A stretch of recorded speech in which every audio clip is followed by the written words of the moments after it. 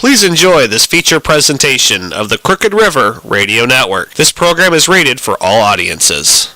The Nanosecond podcast is sponsored by crookedriverradio.com. Do you find yourself endless?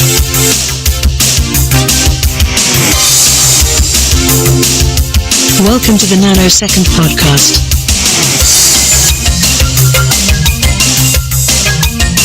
With your hosts, Erik Nannarone, Nick Gorglione, and Pat Morrow.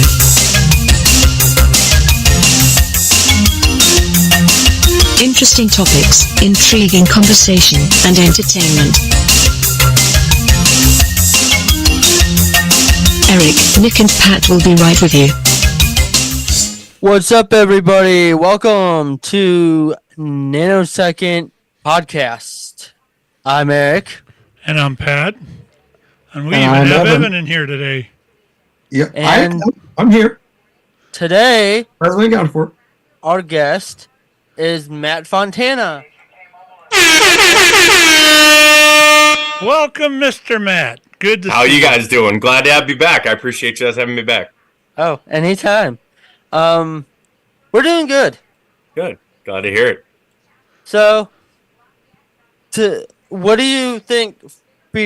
I think I'm gonna get into each signing. What do you think about the Devin Bush? I mean, they needed a starter, it's like Jeremiah Wusu-Koramoah. They're going to run with Jordan, Hicks, who I'm sure we'll talk about coming up. So you leave kind of that Sam linebacker position open. And yeah, Devin Bush is a guy that has that first round kind of bust grade on him right now. It did not have a productive year up in Seattle, really kind of slowed things down. And, Pittsburgh missed a lot of games, missed a lot of time. So low signing, I think filling that in. And really the Browns linebacking core, unfortunately, has been a lot of what Devin Bush is. A lot of guys that keep getting hurt, right? Sione Takitaki and Anthony Walker. And the fact that they just kept plugging and playing some other guys, whether they get some more time for Tony Fields this year, we'll see. But I think the Devin Bush signing, like a lot of the signings I'm sure we're going to talk about, just kind of that low cash veteran type of option, fit in a real specific type of role.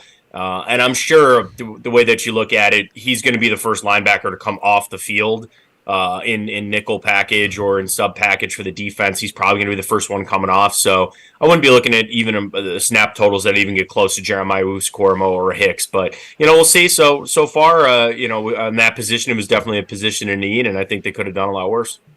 I think Bush is gonna kind of be what Hurst was last year. Because he kind of has he's coming down the same track as Hurst, always hurt, the low risk signing, but if he can stay healthy, definitely high reward. And I think that's the Andrew Berry kind of special, to find some veteran guys on cheap deals. And it's not always guys that have battled injury or haven't lived up to their draft position, but he just likes finding guys on one-year deals and veterans where you don't have to necessarily worry so much about, are they a system fit, like they know what they're doing, and they're coming in here. They're supremely motivated to get another contract. They're supremely motivated to play well so they can get paid by another team or by the Browns. So it's really become Andrew Berry's MO, and I think that works really well for a team that's trying to be really smart with their money allocation and making sure that they're spending every dollar wisely. I got a question about the 1-year contracts. Mm-hmm. It seems to me that there's been more of that this year than I remember in recent history. Don't you think that's a little dangerous?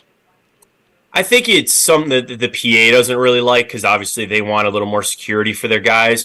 I think the one thing, Pat, I saw a lot of was 3-year deals, which really are in essence 1 or 2 year deals, because there's all these 3-year deals, but that last year is like an option or sometimes a void year where all the guaranteed money, and anybody would ever tell you, the guaranteed money is anything that a player or a team cares about. That's it. And that's all that they really look at. So these 3-year deals in essence are a lot of money, where year 1 and year 2 are guaranteed or have some guarantees, and year 3 is nothing. So they really are in essence 2-year deals. To your point about the 1-year deal, I think it is sometimes teams or the players just cutting through that and saying, hey, I don't want to sign a 2 or 3 year deal where all the guarantees are just in 1 year and we don't want to play these games. Let's put all the money in this 1 year. This is where I'm going to play. give me the guaranteed money. And you see a lot of these incentive-laden contracts, certainly for quarterbacks, but some other positions too, that they could hide a little bit of money in the incentives and try to have the player play up to a potential and earn themselves some more cash. Getting to the signings, I'm not impressed by the Jameis Winston. I think that was a really bad signing. When you could have signed Flacco for the exact same amount, but Flacco, yeah, I get he threw 2 pick sixes, and that usually doesn't happen, but in a row. But I think having a guy as your backup who his last full season that he started, he threw 30 interceptions. That's not reliable as a backup. No, and I think I'd tell you, Erik, that's why he's a backup now. That's why he's not a starter anymore, because he throws a lot of interceptions, and you're bringing him in to be the backup, and we all hope the backup doesn't need to play. I mean, the Flacco thing, it's Deshaun Watson. I don't think they wanted that distraction, whether that's right or wrong. They said, we're going to nip this in the bud. We don't even want to make this a thing where the fans could pick sides. And they have no choice but to be all in on Deshaun Watson. And if Joe Flacco was here, I feel like that would have been a threat. So they decided to move on to a guy like Jameis Winston, who, yeah, I mean, I'm with you. I hope Jameis Winston doesn't have to play this year because that means something happened to Deshaun Watson or we got bigger issues. But I've always looked at it this way. I mean, there's a reason he's not a starter anymore. The interceptions, yeah, and if you need him to get in there and potentially win you a game, I guess he could. But obviously, that's all you want to ask out of a backup is if they have to go in there for a couple of games to try to win a few. I feel like Jameis Winston could do that. Could be a lot worse. Think you could have gone worse. You could have gone with Flacco, but I just think with the Deshaun Watson situation, not wanting to muddy that water anymore. Probably believing that last year was a little bit of a flash in the pan or more like catching lightning in a bottle. You don't know if he actually be able to do that again and go with a guy like Jameis Winston. So I understand it. I understand a lot of people that are upset by it. I understand that people love Joe Flacco here. I get it. But I'm kind of one that I understood probably why he wasn't going to be here moving forward. I kind of understand, but I just don't think Jameis is a reliable backup. And I don't think Deshaun has proven that he could stay healthy. Well, I think that's a great point. I mean, he's coming off shoulder surgery. He's not even throwing yet. And he's been missing time. I completely understand. This whole year, though, has got to be about finding out if Deshaun Watson is the Browns franchise quarterback. And I would put him out there, if I can, for every single snap of every single game, no matter how good or bad it goes. I'm not sitting Deshaun Watson ever. The only thing that's getting him off the field for me is injury. That's it. So if he's healthy, he's playing. And I'm going to keep him going until the wheels fall off. And at the end of the season, if we go 5-11, and he's absolutely horrible and atrocious, well, then we have our answer and we have bigger problems the Browns got to figure out, and they're going to have to pivot and go find another quarterback and eat some of this dead cap and try to move on. The other side, you go 11-5 and you make the playoffs and Watson looks good, then you're able to pivot off of that and feel better about the future. So this whole year for me is about about Deshaun Watson, where Flacco could be a little distraction to that. I think it's all about Watson. So I hope Jameis Winston doesn't have to play. But you're right, Erik. I mean, he's been injured. He's been hurt. So, hopefully that doesn't deter from the evaluation of Watson. That's almost the bigger thing for me this year. It's winning, but also the evaluation of Watson. Yeah, I agree.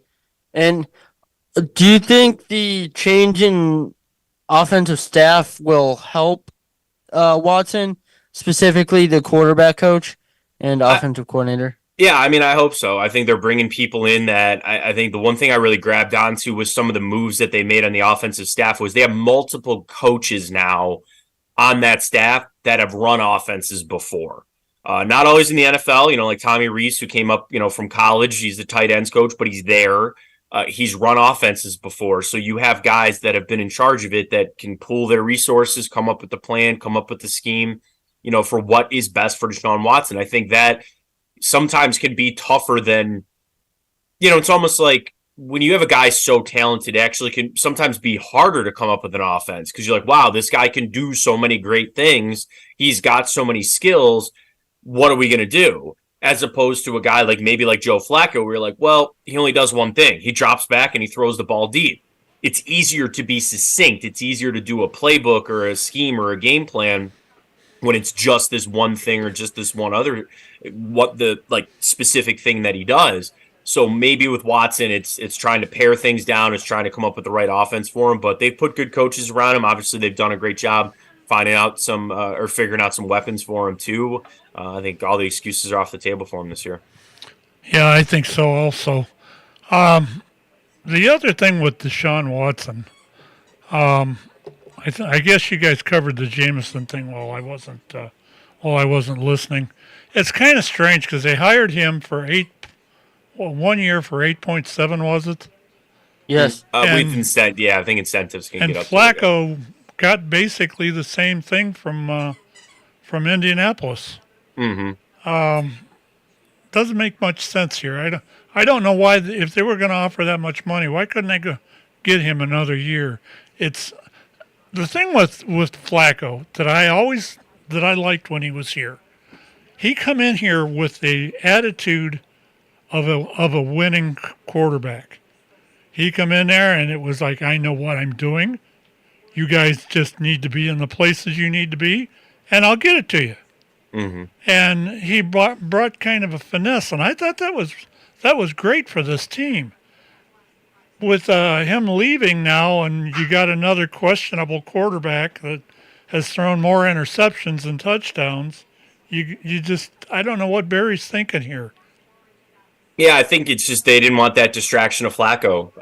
As soon as Watson throws a pick, everybody's going to be screaming for Flacco and want him to get in there. And maybe there was that element of flash in the pan, or they thought, hey, what he did last year is probably not you can't replicate that again, or they felt like maybe somebody else could do it. And I think with this year, it's all about figuring out with Watson. So if there was any little bit of they thought that this was going to be, and I'm not saying that even Watson said something to the Browns. If the Browns themselves sat there for even a second and thought, hey, this could be a distraction to Deshaun, this could be a distraction to the team, we can get somebody just, in our opinion, as close to Joe Flacco, but we don't have to deal with the distraction or the potential for it, then they're going to do that. And I also don't think that it's a reflection on Joe Flacco. Everything that I heard was Flacco and Watson got along with one another, and they were cordial and they were professional. But it's not so much them; it's everybody else. It's what the fans think. It's what the locker room would think too. I think the last game might have had a lot of decision making for Mr. Barry in that, because of the fact that, and I've said this, and people when I say this sit there and go, huh? Flacco beat us several times when he was with different teams. Let's face that. But this is the only time in the history of the NFL that a quarterback that has beat other teams goes to that team as a quarterback and ended up beating them on the field anyway. They beat themselves in that game, and you throw two back-to-back interceptions that are pick sixes. You just beat yourself, and you beat the team you're on. And he's 38. I mean, there's that you don't believe the future. Like he's probably only got 1 year left, and maybe they want to see something. I was kind of pulling for them to make a trade to go get another younger quarterback out there or something like that. With the Desmond Ridder news today, maybe they would have. I don't know. You just kind of, it's all about timing, I guess, to see what options are available. But yeah, they pulled the trigger on Jameis. In their opinion, he was probably the best available, and they just really didn't want the drama there with Flacco. Wow. Let's switch to another free agent signing. Talk a little bit about Jerry Jeudy. I have to admit, I remember seeing him, occasionally whenever there was a Broncos game on, he'd make a flashy play. I just don't remember hearing his name called whenever I would see an Alabama game on. Talk about, what this could mean for the Browns. Yeah, I think the Alabama part's interesting because obviously that's going to be a big tie here with Amari Cooper. But he was of that kind of era of those Alabama receivers. Like all of a sudden they just start coming out and they're the best receivers in football and all that. But I do think he kind of started that and kind of put him on the map a little bit, especially in that one playoff game for Alabama that he had. I mean, in Denver, it was the thing of, did he ever actually supplant Cortland Sutton as the number one receiver there?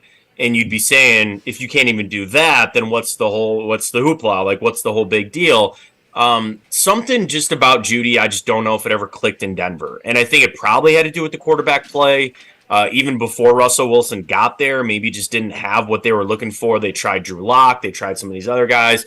And then Russell Wilson got there. You thought that it was going to be unlocking Jerry Jeudy, but it wasn't. It kind of, they looked more to Cortland Sutton. Now, granted, they have bigger problems, and that's why Russell Wilson's not their quarterback anymore. But I do think the Browns probably view it as, listen, this guy was not maybe in the right system or not in the right fit, didn't have the right quarterback, but he still has all the physical skills that you would look at for a young receiver and a potential, number one. So I think that's get him in here now. They obviously were after him last year, and they were after him at the trade deadline. They waited it out, and they got quite the deal on just that 5 and the 6. So you bring him in here, you see if he can be your number one for the future. He'll be your number 2 this year. I do think it's a roll of the dice. This is not like a for sure lock type of receiver, like some of the guys that really got paid in free agency. But I think Jerry Jeudy, upside's high. I'm pretty excited to see what he can bring to this team. What did you see? Speaking of Alabama, did you see what Nick Saban said about NIL? I did, yeah. I thought it was interesting. Like, Saban's whole point was NIL and the transfer portal is not allowing players to develop at one school. Or then he got into other points about saying they're not even graduating from the college that they go to. And I really grabbed onto Albert Breer, MMQB. He really had some great tweets about this earlier in the week, where he said it's about that development that we talk about, but it's that these players, right? And it's not even just football, but volleyball or soccer or whatever, any other sport, they go to a school, they're not going to play, there's somebody ahead of them, or they lose their spot. So what do? They transfer. And then they transfer again, and then they go somewhere else, and it's interrupting their schooling. But Breer brought up a great point. They're missing out on that opportunity of networking, internships, like thinking about a career outside of the sport they play. And we get so wrapped up in football, and the stats just tell you the majority of even Division I athletes will not play in the NFL. They're not going to make it, or an even smaller percentage will make enough money in the NFL to never have to work again. That number is minuscule. So the whole transfer portal, the whole uprooting and going here and flipping around, just chasing the dream, which I'm all for people chasing their dreams. That's great. That's fine. But eventually you got to realize, like, I'm not going to make it. Maybe I should focus on my degree, or maybe I should focus on, an internship or networking opportunity. So I kind of got where Saban was coming from. The problem is when Nick Saban says it comes off as disingenuous, because everybody goes, of course you're mad. These guys are getting paid. You've been getting paid tens of millions of dollars for years off of these kids. Now you're trying to tell them what's right and wrong. So I think Saban might not be the right person to send that message across, but I still think his message is right, to be honest with you. I don't know if you heard Chris Caney's response to that, but he said, like, if you go to a smaller school, sometimes football gets in the way. Like, some of these guys can't go to school for the degree they want if they want to play football, because it gets in the way of classes. So, yeah, mostly if they're not able to take the degrees they want if they want to play football at the same time. I think there's always, I would say, the exceptions, like Josh Dobbs, was a starting quarterback at Tennessee and still graduated with an aeronautics degree, or, he's basically going to be a rocket scientist. So, and I think there's always that balance, but I get where Canty's point, and why you're bringing it up to, Eric. It's like, yeah, there's only so many hours in the day. And when these guys are at major Division I programs, they're waking up, they're going to work out, then they probably go to a meeting, then they go to class, then they have more meetings at lunch, maybe they have therapy, rehab in the training room, maybe go to another class, then they have practice, then they got to watch film after practice, then they probably have another meeting, then they maybe go to night class, and then they got to go to sleep for, get 6 hours of sleep, try to do some homework, and wake up and do it again. I completely understand what you're talking about, bringing that up, and, I guess they have to find a way to try to get it done, because I see examples of guys that come out with business degrees or double majors or things like that, and then we're still playing football, and those things are going to carry them potentially a lot further than football would. What do you think about high schoolers getting NIL? Because I know that's kind of been a hot topic off and on in this area or in the state of Ohio for a couple of years now. Yeah, I mean, I would say that I'd probably be against that. I would say at that point, it is no different than kids that go out and get a job. I guess, right? Like for me, I got my first job when I was 16, but like, I guess the money, I don't know. I guess it's no different than if you went and got a job at a restaurant like I did when I was 16, and I'm sitting there working. So somebody wanted to pay me to record some commercials or things like that. I totally understand it. I guess I just look at it from, to be honest with you, I just think it would be so weird if I like turned on my TV and I saw a TV commercial and it was like a local high school kid that, granted, they could be a great basketball player or a great football player, but I would sit there and be like, that's weird, and I don't really want to purchase the product that they're trying to sell me, or I'm not really going to go to the dealership or the restaurant that they're kind of promoting. Like, I just think that that's a little weird. So there's got to be some sort of rules put in place. I know the OHSA is discussing this at length,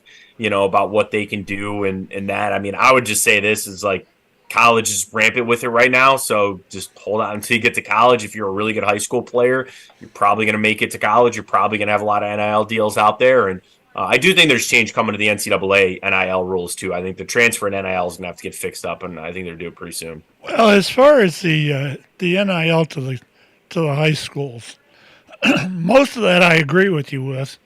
But then again, you have certain stars. I mean, just look what would have happened, say, if LeBron James coming out of high school had NIL, or Mitch Trubinsky, who played for Mentor up there. Was it Lake Catholic he played for? No, he played for Mentor. You were right. He was in Mentor, but he played for Mentor. I remember him playing. And, if he would have had that, they would have been as good as sales reps as as any one of these NFL players. Yeah. Sure, and I guess I come back to the same thing about how I really kind of felt when NIL started, is that these guys and girls, whatever sport they play, they're getting scholarships. And they're getting hundreds of thousands of dollars in free education. It's up to them if they want to use that or what degree they want to get. I guess I kind of come from that. And that's not like liquid cash, right? Like that's just an ability to go to school. But I guess I come from a standpoint of, I gotta say, about like a lot of people, like my experience was like, yeah, I went to a really small school. I did play football for a little while. I had 2 jobs. I still went to school full time. Like I worked my way through it the best that I could. Nowhere near the level of a Division I program or anything like that. But it's possible for these guys that do even play football or another sport that is getting a free education. They can go out and get another job, or they're able to get out there and pick up a shift here or there. But the high school is like, yeah, that's where I don't know. It's just something about it. I just look at where's the cutoff, right? At 14, 15, do you say that if they implemented something that said you had to be 18, maybe I think I'd be a little more comfortable with that. Because I even think about my own children. Like if my son or daughter was a star athlete and they're 14 years old and this business comes and they say, hey, we want to sign this deal and we're going to give them all this money. And granted, yeah, I could take that money and put it in a college fund for them or keep it for them or there. I don't know. I would not feel comfortable about it. I really wouldn't. So I would probably say no and say appreciate it, but we're going to move on. And, so I guess that's just for me. And like, I understand that NIL is a big thing and I understand there's a lot of families out there that could really benefit from it. And it's no guarantee that you'll get to the college game. You'll no guarantee you'll make it to the NFL or professional sport that you play. So I do see both sides of it. I do. So, on a different topic, which I know we talked about this last time we had you on, but stadium topic, and since the news of the possible purchase by the Haslams of the land in Brook Park, what do you think is going with that? Do you think the Haslams are leaning more toward building a new stadium or just renovating this stadium now that they have? Yeah, I think they did that just as a little bit of leverage, but also just to maintain flexibility. When you're in that big of a business with millions of dollars, billions of dollars on the line, you cannot limit your options. Every option has to be on the table. So the Haslams made this move. They bought this land, this property in Brook Park, which also, let's say that they don't even need it. I'm sure they could sell it in a couple of years and probably even make money off of it. You know, I'm not a real estate agent, but I'm assuming they'll probably still be able to make a little money off of it if they flip it. But now you have an option on the table. So when they sit down with the city of Cleveland, whenever that might be, and I'm hoping it's from a constructive standpoint, but to sit there and say, hey, here are all the options that we have. And let's discuss each one of them. And let's bring in our engineers and let's bring in the stadium people. Let's bring in the business owners. Let's bring everybody in. Let's try to go through and find the best option. So I think it's just them trying to keep everything open while putting a little pressure on the city, which I get, to figure it out. What I want the stadium to stay where it is, and I want it renovated. You know, I'd like a new stadium. That'd be great, but you're not going to get that without the team having to go play somewhere else for a year or two, and there's really no viable options with that. I've kind of given up the dome debate. I don't want one personally, but I give up the argument because so many people just are upset by it. So I'm like, whatever. If you want a dome, that's fine. I don't really want one, but I don't really care. I'd rather this stadium stay downtown. That's more important to me. So I'm sure they'll sit down and they'll come up with all the options that they can and try to figure out the right thing to do.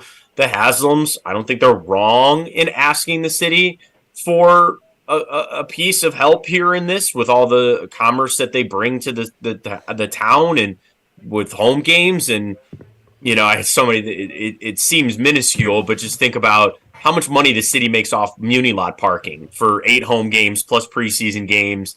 You know, at what, 20, or I didn't think they might even raise the price even more, $20-$40 a vehicle. Some of those vehicles taking up 4 or 5 spots, a couple $100. I mean, think about all that, plus hotels, plus restaurants, plus all the things that, you know, football brings on a Sunday when the Browns are at home, and especially when they're good. So, I live in Cleveland. I pay taxes in Cleveland. I work in Cleveland. So I've never had a problem with tax dollars going towards any of the stadiums because I think they provide a public service. And I would be happy.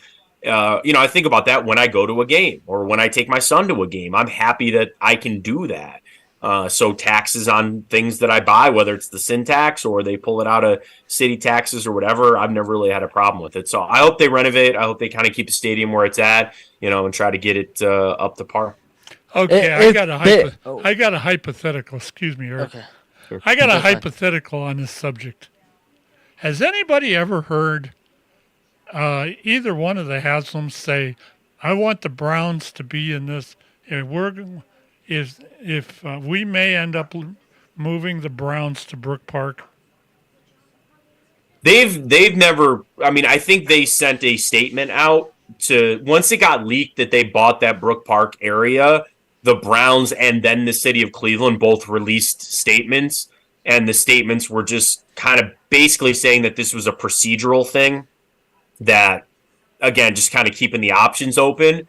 But just the vibe that I get and the understanding of what I've heard, I'm sure the Haslams would prefer to keep the Browns downtown. I think that's the preferred option here. Because if it wasn't, then they would just move the team to Brook Park. If they really didn't want to stay downtown, then they would come to the city and say, our lease is up after 2028, I believe. We brought this property. That's 4 years for us to build the stadium. We're leaving. Like, we're not even getting because technically they can. If the lease is up, there's nothing the city can do to stop them. Well, the reason that I'm asking that is you have to consider that the Haslams the Browns aren't the only sports team that the Haslams own. Right. They could put one hell of a facility for that soccer team on that property, move them closer, move them out of Columbus or whatever, and move them closer to here. Well, they just did build a new stadium for them down in Columbus. That was part of the reason why that whole Save the Crew campaign, why the Haslams kind of stepped in, is because they needed a new stadium. So, but the Haslam Sports Group, what you're talking about, they are going to build. They're building a new Haslam Sports Group facility in Berea. right next to where the Browns facility is at. They've already cleared some land over there. They're waiting for a couple more houses before they can, start on that. So, yeah, I mean, they have major, I don't want to say ideas, but, they have major investments, in the development of Cleveland. So, yeah, I don't know about moving the crew, but I could totally see them in other ventures too. Bringing that in, not the crew, but bringing soccer into play. Cleveland is allegedly supposed to be getting a women's professional soccer team in 2026, I believe. So maybe maybe the Haslams are going to own that, and maybe they could merge the facility and build a stadium, a new stadium. And I've heard even there's other land in Cleveland on Carnegie that could be used, that is open and could be bought. So maybe not keep it on the lakefront, but move it, keep it downtown, but move it off the lakefront. What would you think about that? And I'd be, possibly. Yeah, I'd be fine with that. I think, there's a couple pieces of property downtown or in the vicinity of downtown that I think could work from standpoints. But, that's the thing. The Browns, they got to look at, it's not necessarily even just like a piece of land. Is there enough road access? Are there utilities? The NFL's got rules on what you have to have for the stadium and all this other kind of stuff. So obviously where the stadium is at, it suffices a lot of those rules.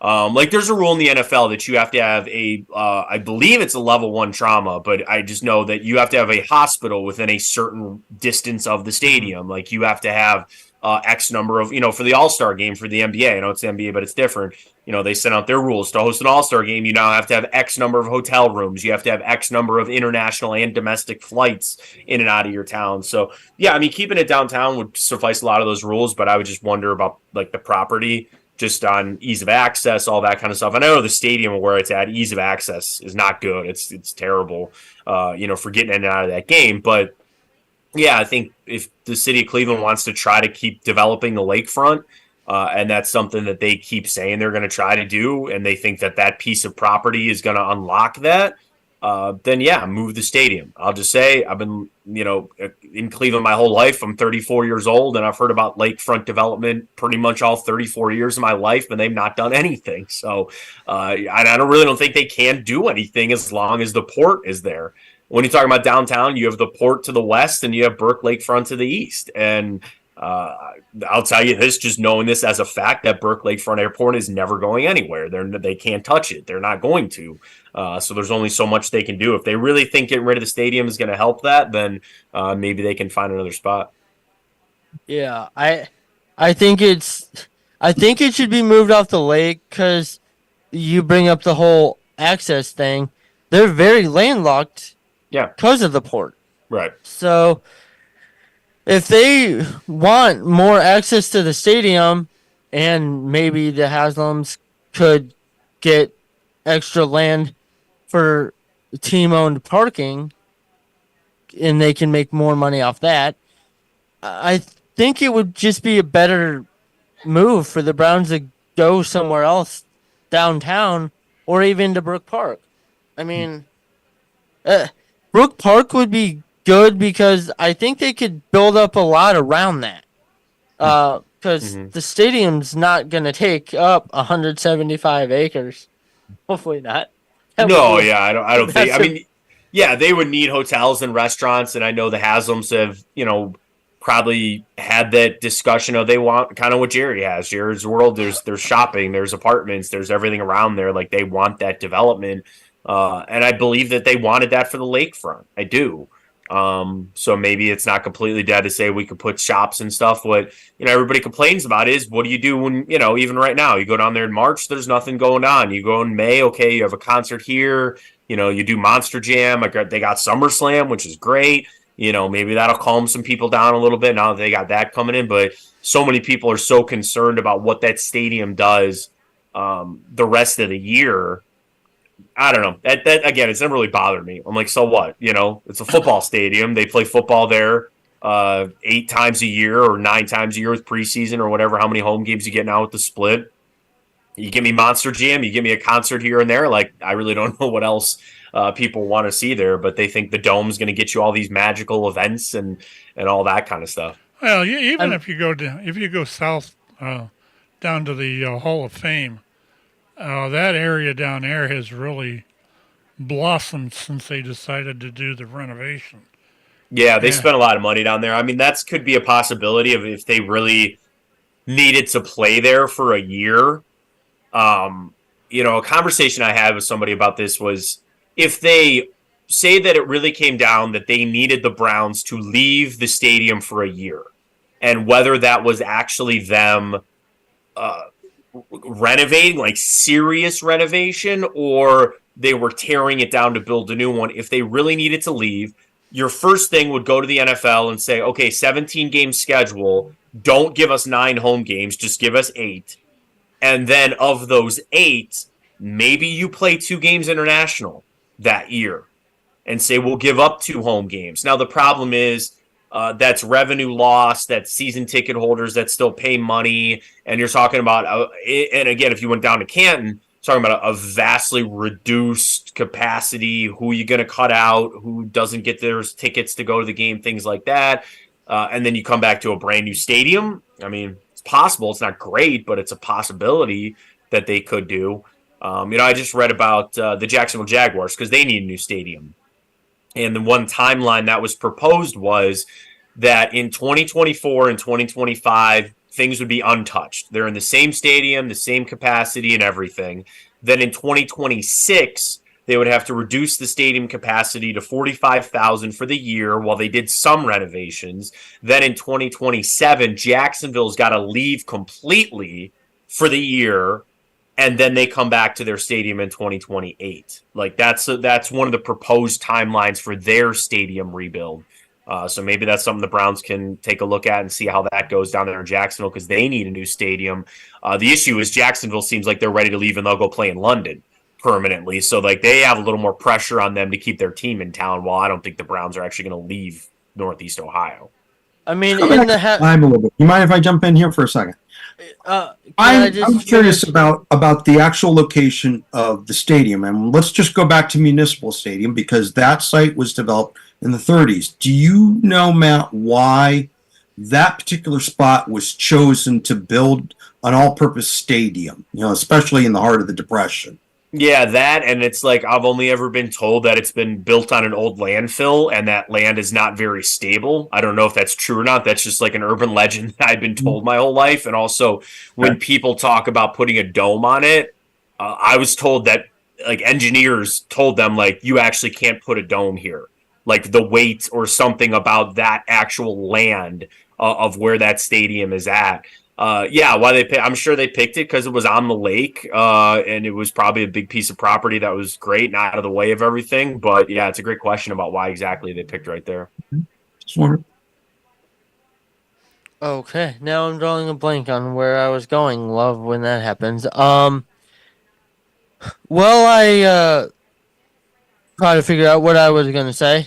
Changing to the Guardians, are you concerned about all the injuries with these pitchers specifically?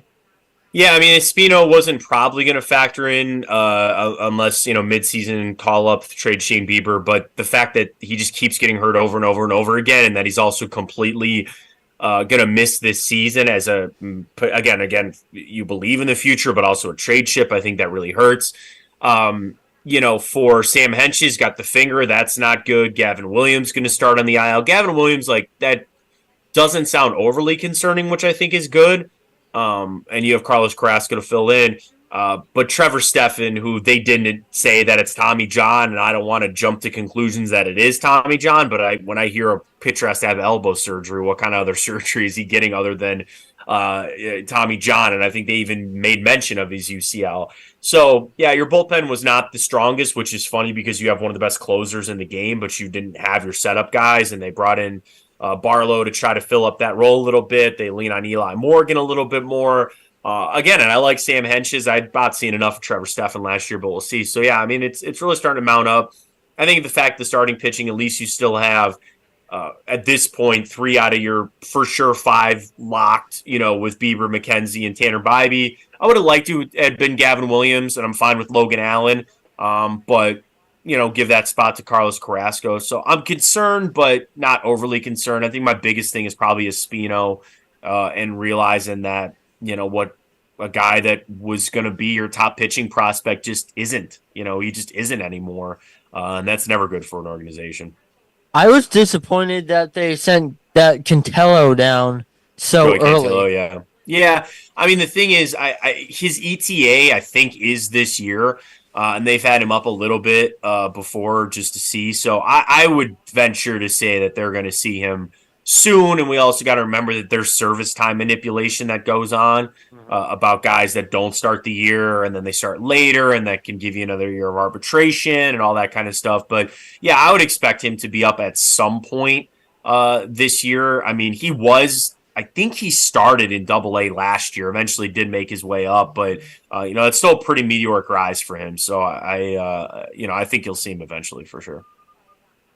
Do you see any surprises to make this team?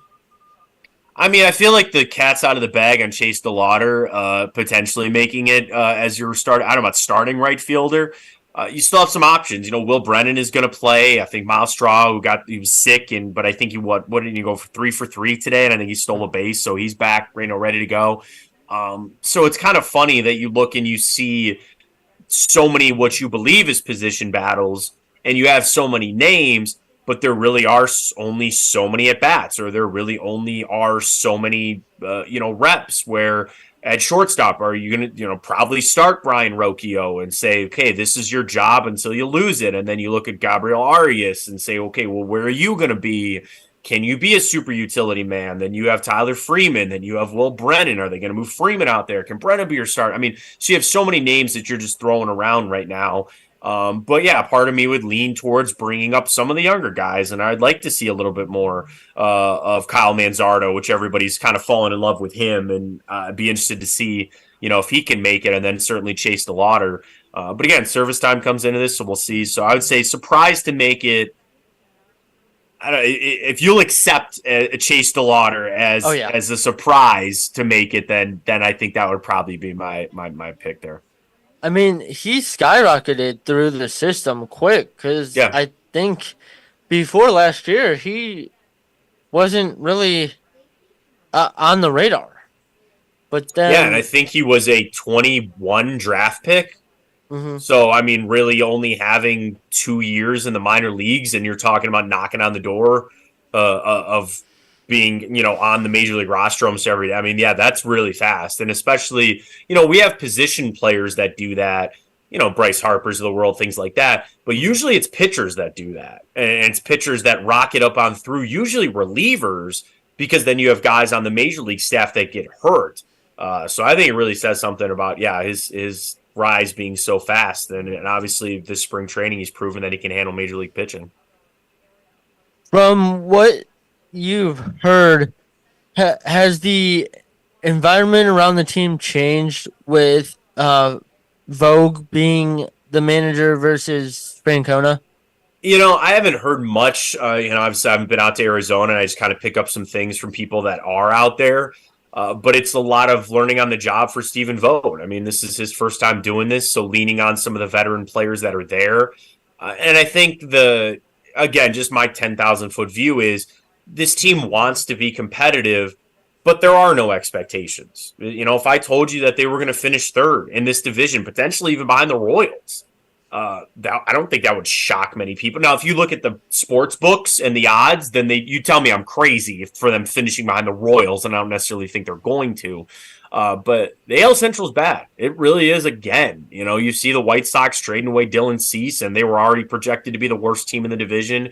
Tigers are still in the middle of a long rebuild. I think the Royals are coming. I think they're trying to get there, and then we're all kind of chasing the Twins. But I can make a scenario up that they win the Central. I can make up a scenario that they finish fourth. That's just kind of how it goes. So with that being said, the pressure is off. They can kind of help Stephen Vogt learn a little bit, learn to know these guys, figure things out.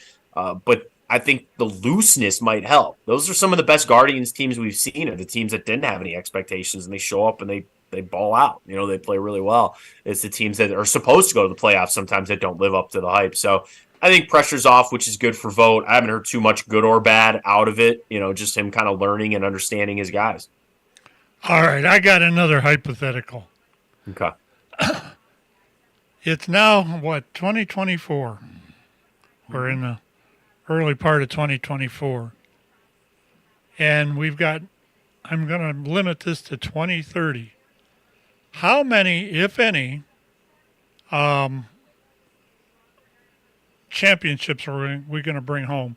And I don't care what the sport is, if it women's basketball, whatever. How many do you think? I would hope two.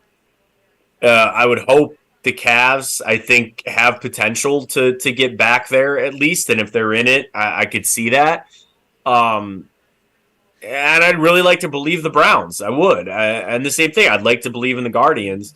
I think the Browns are just so tied to Deshaun Watson. And you just see the guys that are there year in and year out that are contending for Super Bowls. They're elite franchise quarterbacks. You have to have it. You can't avoid it. And the Browns better hope that Deshaun Watson is it. The NFL is so hard, though. It's so tough to get there and maintain it and keep your team together.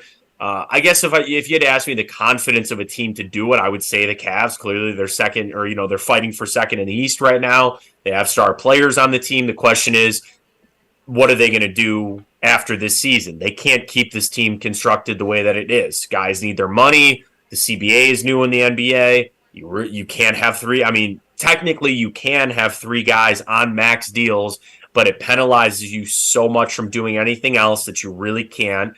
What are you going to do with Evan Mobley? What are you going to do with Darius Garland's money? Jared Allen is now extension eligible again.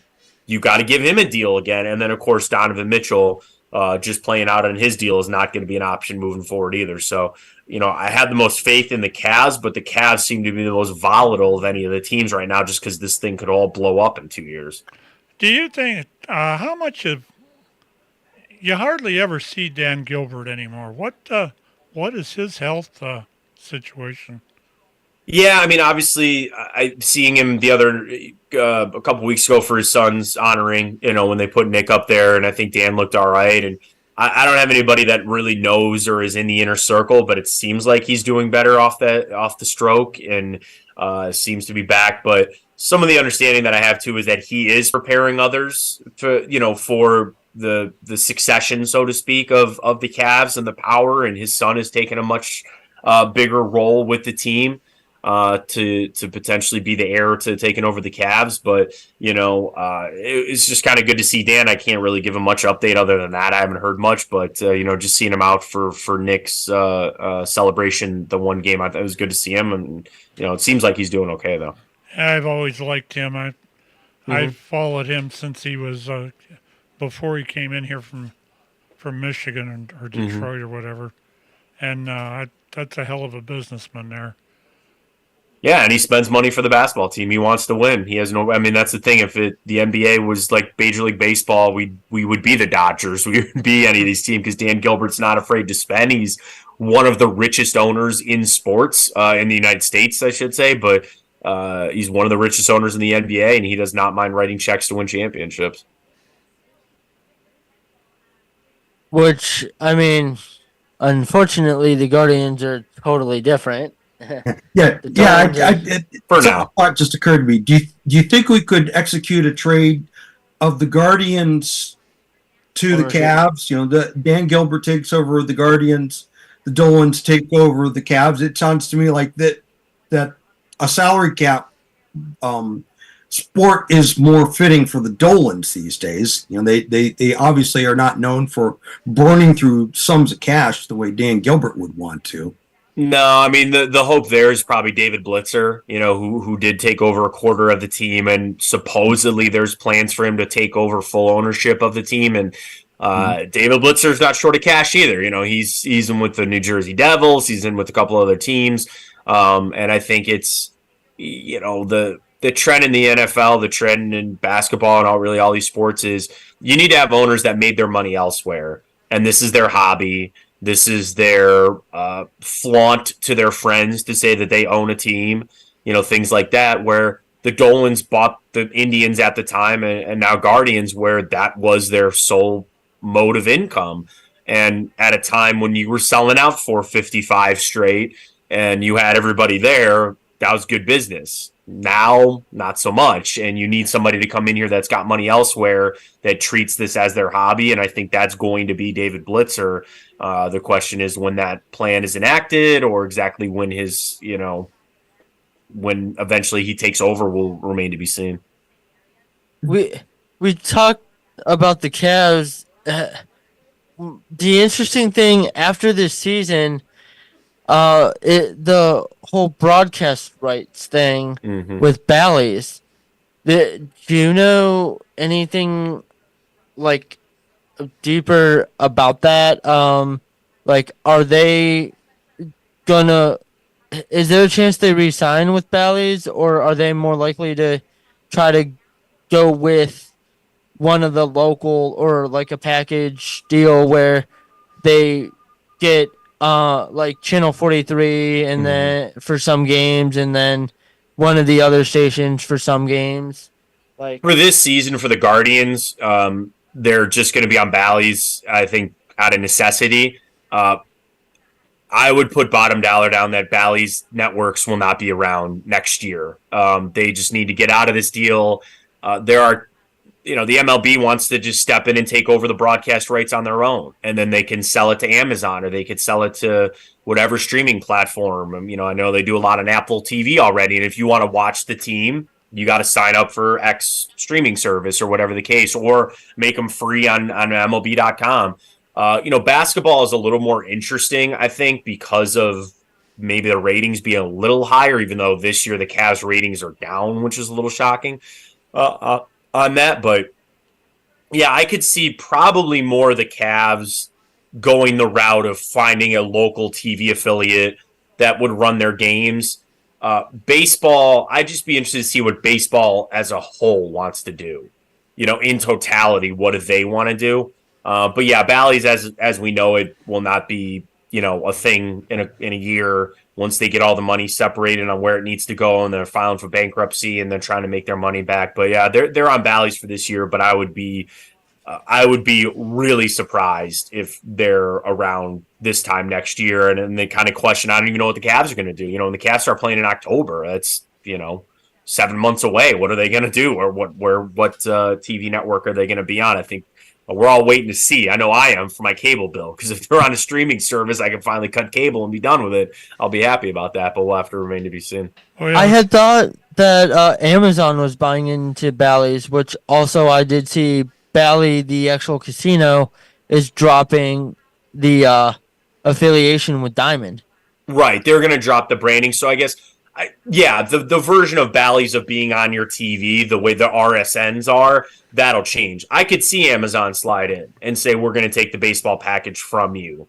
In the streaming wars that are going on right now, everybody's shooting for live. Everybody wants live programming and specifically live sports. So Apple TV's got it. They got a lot of soccer. HBO Max, they've got TNT. They've got basketball on there. Hulu Live, YouTube TV is live. The fight for Disney Plus to try to get more live content on there. So Amazon makes a lot of sense. They already got Thursday Night Football. They're investing in that. Selfishly, again, I think that'd be one that a lot of people would like, just because they probably already have Amazon Prime, and then you can just watch the games on the streaming service that you already pay for. Yeah, I actually do have Amazon Prime myself. Mm-hmm. Yeah, the games look actually pretty good on there. I've watched probably the last 4 of the season that they had on there. One of they spare no expense for production, and now I think the next big wave will be getting to 4K live.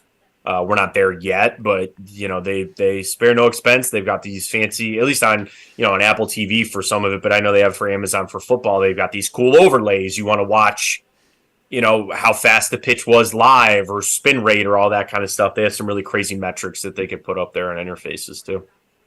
Does Amazon do all that production in-house, or have they hired it out to somebody else that does it under the Amazon brand? I think they're in-house. Don't quote me on that, because I know there was a couple of articles I read about the one lady that was basically the vice president at Amazon that got Thursday Night Football on its feet and up, and she just left a few months ago. And I know it's a big story about where she might go or what she might do to help.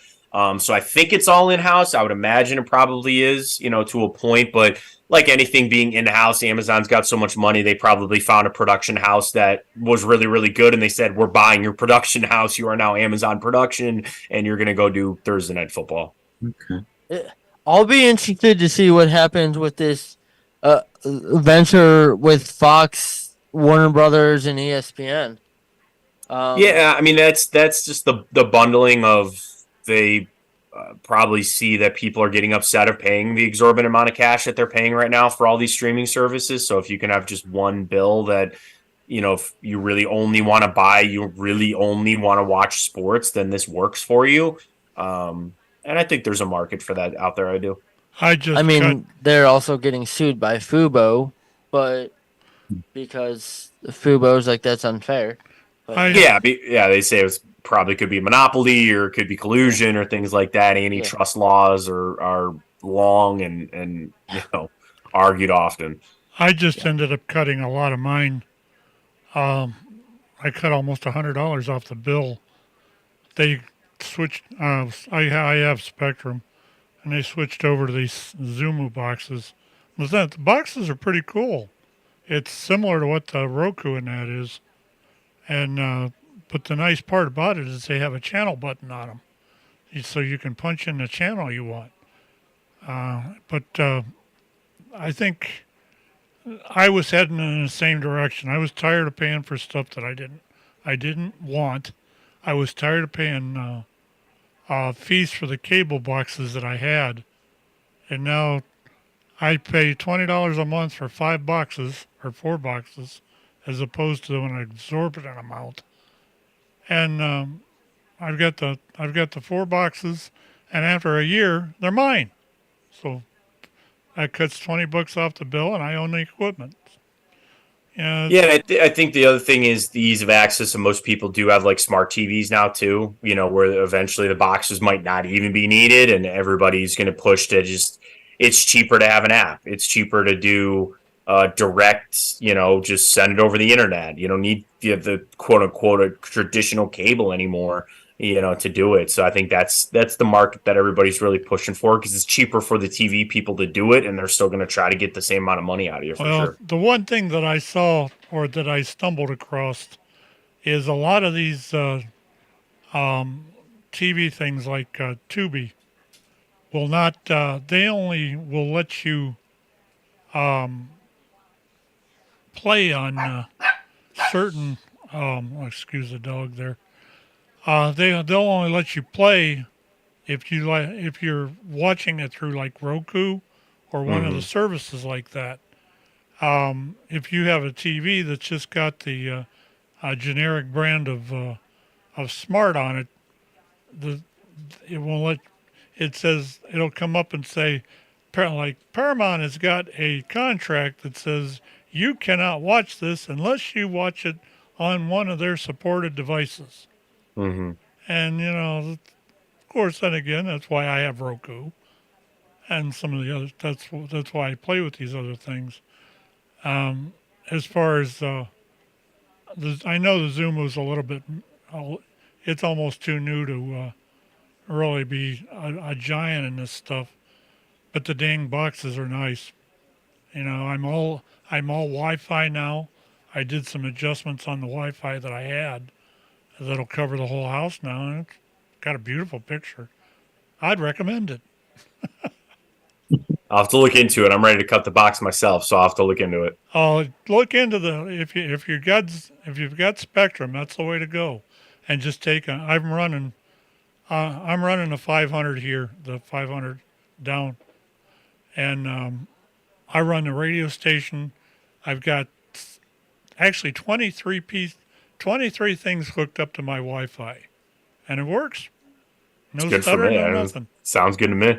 But the one thing I found, they've got that Wi-Fi thing that comes with the modem.